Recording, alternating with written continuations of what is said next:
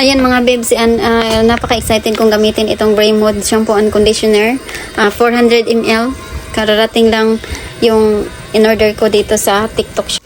Sulit ang bili ko dito guys kasi nga napakamura lang na bili ko lang siya ng 100 plus, dalawa na, tas naka-free shipping pa. Problema ko kasi guys, yung buhok ko na to na super dry na talaga kasi nga nagpa-bleach ako dati. Kaya ayan, parang dry na talaga. So, excited akong gamitin ito kasi nga nakita ko lang dito sa TikTok na super trending itong Braymode shampoo and conditioner nila.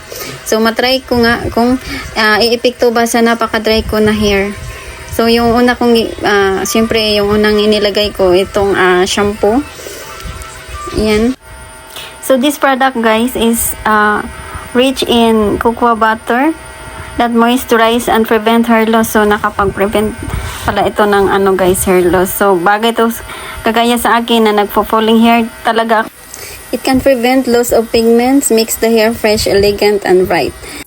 So, next apply ko guys is ito namang conditioner ng Braymode. Yan. So, i-massage lang natin sa guys, sa scalp natin. Massage lang natin ng mabuti. So, yung conditioner is meron siyang cocoa seeds butter, polyphenols, and hydrolyzed whey protein ingredients that gives osmotic nourishment, repair damaged hair, has antioxidant property, and moisturize hair.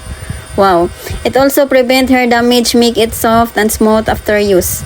The effect is better when used with Braymode cocoa butter shampoo. So, dapat partner talaga ito guys. Shampoo and conditioner, dapat Braymode kayo. Ipa-partner talaga natin yan.